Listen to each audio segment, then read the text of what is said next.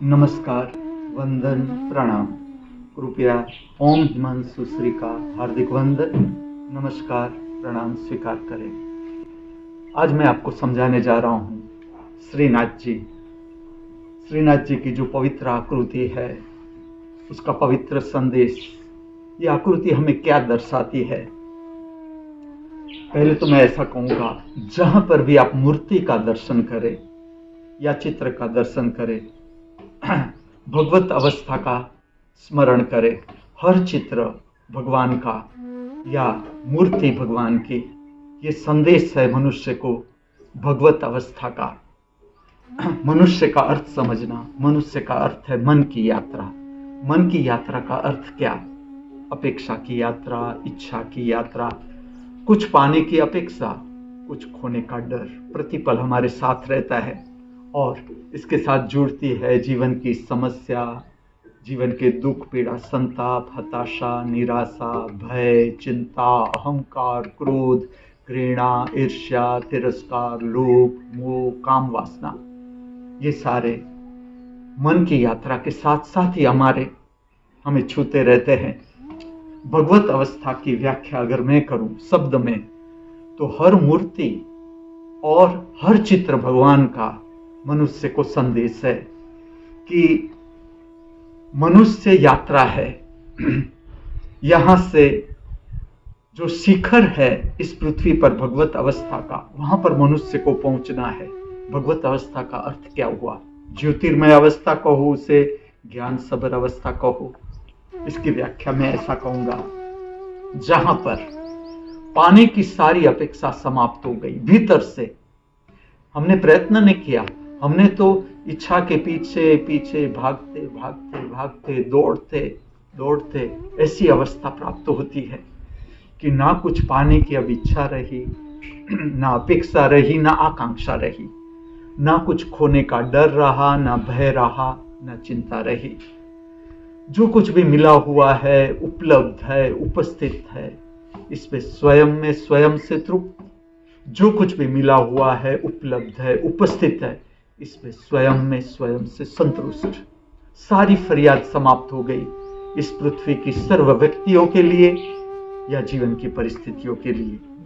ये भगवत अवस्था का वर्णन हुआ। अब हम समझते हैं श्रीनाथ जी की आकृति, दिव्य आकृति।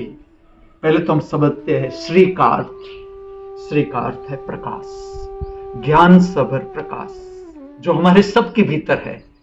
किसी में कम है, किसी में ज्यादा है, जीवन की यात्रा की परिपक्वता के ऊपर है, और कोई पूर्ण प्रकाश को उपलब्ध हो जाता है। तो ये अवस्था का नाम है, भगवत अवस्था का एक नाम है श्रीनाथ जी। तो जो श्री है उसका अर्थ है ज्ञान सबर अवस्था, ज्ञान सबर प्रकाश, उसे श्री कहा जाता है।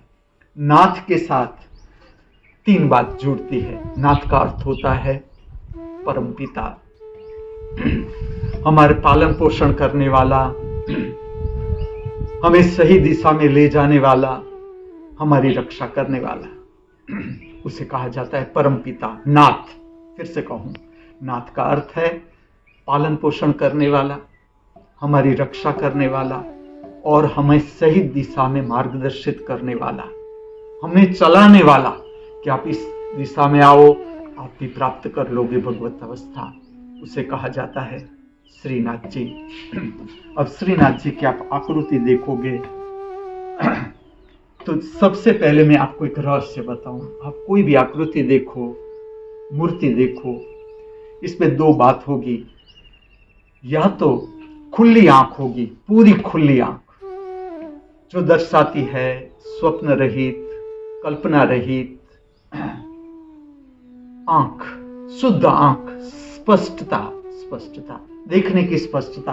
ना कोई विचार रहा, ना कोई कल्पना रही, ना कोई स्वप्न रहा।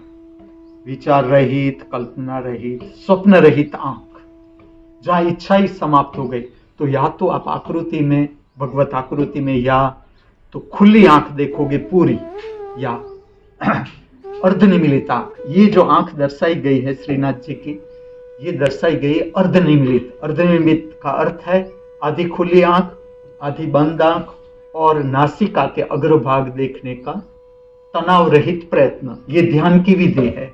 अर्थात भीतर के जगत को देखना, भीतर के जगत को देखने की प्रक्रिया इसमें दिखाई गई है। जब भी आप श्रीनाथ जी का चित्र देखो, मूर्ति देखो, इसके साथ साथ इस पर भी ध्यान देना। आप भी ये प्रक्रिया करके देखना, आधी खुली आंख, आधी बंद आंख, अर्थात अर्धनिमीलित आंख, आधी नीची हुई, आधी खुली, और नासिका का अग्रभाग देखने का प्रयत्न। यह आपको मुक्त करेगा विचार से, कल्पना से, स्वप्न से। ये प्रक्रिया है और आप अंतर ध्यान होने में सरलता रहेगी। तो पूरी आकृति है वो दर्शाती है अंतर ध्यान होना। आंखों से पता चलता है, ये आंख दर्शाई गई है, ठीक से देखना, अर्धनिमीलित आंख और नासिका का अग्रभाग के ऊपर ध्यान रखना। ऊपर का जो तिलक है वो दर्शाता है त्रिनेत्र का प्रदेश, जहां से हम भीतर के जगत का दर्शन कर सकते हैं।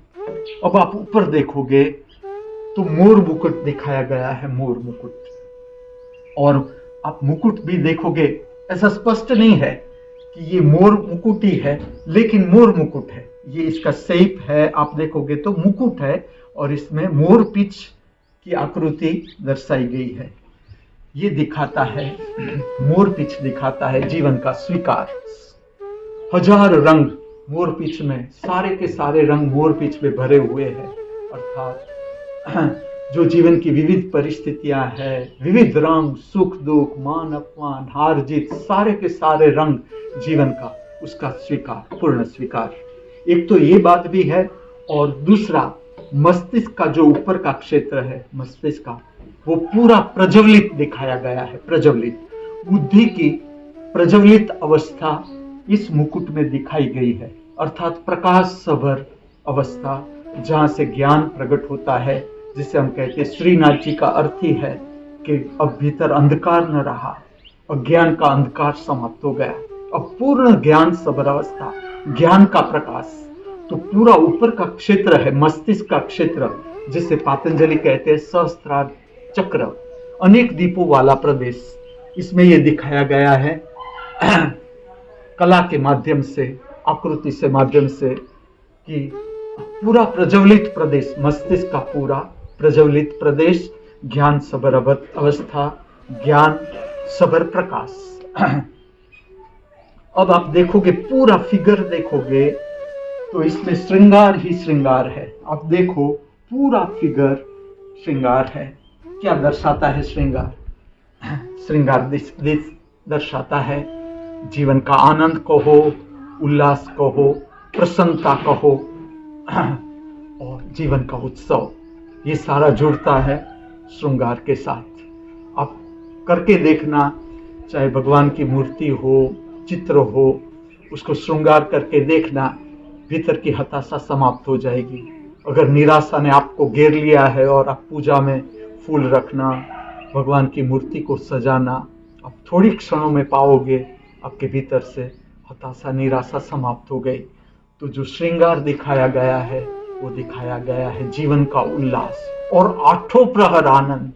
आठों प्रहर आनंद अगर हमें अभिव्यक्त करना है आकृति में या मूर्ति में, तो हम कैसे करेंगे? तो ये जो पूरी श्रृंगार की जो प्रक्रिया है वो दर्शाती है आठों प्रहर उत्सवमय स्थिति, उत्साह सबर स्थिति, आनंद सबर अवस्था, उल्लास सबर अवस्था। ये पूरे श्रृंगार के माध्यम से दर्शाया गया है कि ये भगवत अवस्था मनुष्य को इसलिए प्राप्त करनी है कि इसके बाद हर क्षण आनंद सबर ही रहती है, उल्लास सबर रहती है, प्रसन्नता सबर रहती है। ये श्रीनाथ जी की आकृति का हमें संदेश है। इसके साथ साथ आप देखोगे हाथ में कमल दर्शाया गया है। जहां भी आप कमल देखो, जहां भी कमल, वो दिखाता है, वो आत्मा का प्रतीक है।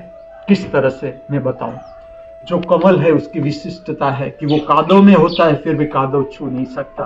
तो एक तो ये संदेश है कि हम जहां भी है किस तरह से जल कमलवत अवस्था प्राप्त करें, कि जो कुछ भी हमारे आसपास है, जो कुछ भी इसके बीच किस तरह से हम तटस्थ अवस्था को प्राप्त करें, जल कमलवत अवस्था प्राप्त करें, ये कमल की आकृति का संदेश है कि जिस तरह से कादव कमल को छू नहीं सकता, इसी तरह से हमारे आसपास जो कुछ भी बन रहा है, जो कुछ भी हो रहा है, जहां भी हम हैं, जैसी भी परिस्थितियां हैं, लेकिन ये परिस्थितियां हमारे भीतर की जो अवस्था है, आत्मिक अवस्था, उसको छू नहीं सकती। इसलिए कमल दिखाया गया है। अब कमल में भी आप देखोगे तो दो प्रकार की स्थिति दिखाई गई है। एक है तो आप कली के रूप में कमल को देखोगे, और एक है पूर्ण खिला हुआ कमल। ये भी बहुत सुंदर दर्शाया गया है। ये भी इसका भी संदेश बहुत ही सुंदर संदेश है। ये दर्शाता है प्रतिपल नया, प्रतिपल ताजा, प्रतिपल विकासमान जीवन, प्रतिपल नया, प्रतिपल ताजा, प्रतिपल विकासमान ज्ञान, प्रतिपल नया, प्रतिपल ताजा, प्रतिपल विकासमान हमारी आत्मिक स्थिति। इससे ये कमल की दो आकृति से दर्शाया गया है कि एक में बंद है, अभी कली बंद है, एक में पूरी खिली हुई है। जिस तरह से कली में से धीरे धीरे धीरे धीरे कमल विकसित होता है, इसी तरह से हमारा ज्ञान है, हमारी समझ है, वो अनुभव के साथ साथ साथ साथ खिलने लगती है। ये इस आकृति से दर्शाया गया है। अब आप देखोगे तो ये जो पूरी आकृति है, जैसे कि मनुष्य की स्पष्ट आकृति होती है कृष्ण राधा के, आप और चित्र देखोगे तो कृष्ण की सुंदरता दर्शाई गई है। पीतांबर पहने हुए है, पास में राधा खड़ी है। राधा का अर्थ है सर्वजीव, पूरी प्रकृति और परमात्मा सदा साथ साथ, तभी जीवन प्रकट होता है। खाली प्रकृति से जीवन प्रकट नहीं होता, खाली परमात्मा से जीवन प्रकट नहीं होता, दोनों साथ में चाहिए। जो हमारा जीवन का प्रागट्य है वो प्रकृति से है, जिसके दो मुख्य अंग है, स्त्री और पुरुष। स्त्री और पुरुष ही प्रकृति को सदा जीवंत रखते हैं, बहता हुआ रखते हैं हमारा जीवन। तो स्त्री और पुरुष और परमात्मा, प्रकृति अर्थात स्त्री और पुरुष और परमात्मा, ज्ञान सबर अवस्था। अब अगर यहाँ आप फिगर देखोगे तो उतनी स्पष्ट नहीं जितनी मनुष्य की आप कृष्ण के और आकृतियां देखोगे या चित्र देखोगे कृष्ण भगवान के, तो उसमें मनुष्य जैसा देह दिखाया गया है, राधा का भी स्त्री जैसा रूप दिखाया गया है। इसमें आपको ऐसा देखने को नहीं मिलेगा। क्या संदेश है मैं आपको बताऊं। जब तक हम बाहर के जगत में है तब तक शरीर मुख्य है, जब तक हम बाहर की दौड़ में है तब तक शरीर मुख्य है, आत्मा गौण है। शरीर के साथ जुड़ा हुआ मन मुख्य है, शरीर के साथ जुड़ा हुआ भाव मुख्य है, लेकिन आत्मा गौण है। अब इससे उल्टा, जब आप अंतर जगत को जानना शुरू करते हो, भीतर बहते हो, अर्धनिमीलित आंख ही दर्शाती है भीतर के जगत का दर्शन, खुली हुई आंख है बाहर के जगत का दर्शन। अब आप अंदर मुड़ते हो, जैसे अंदर मुड़ते हो आत्मा मुख्य हो जाती है, जो अभी तक गौण थी। जब तक हमारी बाहर दौड़ चलती थी, भीतर की आत्मा गौण थी, उस पर ध्यान ही नहीं था। अब जब आप अंदर मुड़ते हो, आपकी मुख्य जो दृष्टि होती है वो होती है आत्मा, भीतर की आत्मा को जानना, भीतर के जगत को जानना। अब आत्मा मुख्य हो गया, शरीर गौण हो गया। तो यहाँ पर शरीर जो है इतना स्पष्ट नहीं है, उसका इतना ही कारण है कि अब शरीर गौण है, अंतर जगत में आत्मा मुख्य है। ये आकृति के माध्यम से दर्शाया गया है। जहां पर भी आप फूल की माला देखो या फूल देखो, इसमें दो बात आती है। एक है प्रकृति रक्षा, प्रकृति में फूलों को महत्व। फूल है चंद्र शक्ति के साथ जुड़ी हुई चेतना, चंद्र शक्ति का ही प्रागट्य, अर्थात प्रेम और शांति, सौंदर्य जीवन में। तो जहां पर भी आप फूल की माला देखो या फूल देखो, तो उसका संदेश है प्रकृति रक्षा और जीवन में प्रेम, आनंद, उल्लास। फूलों की तरह खिले खिले फूल, इस तरह से खिला खिला जीवन। अब आप देखोगे तो इस आकृति में दोनों आपको नजर में आएगा। ये चोटी है, ये चोटी स्त्री की जिसे चोटी होती है इस तरह से, और पुरुष की आकृति भी है, अर्थात इसमें दोनों दिखाया गया है। शरीर में हमारा जो शरीर है वो केवल स्त्री से प्रकट नहीं होता, यहां तक कि कृष्ण भगवान थे तो उसके भी माता पिता थे।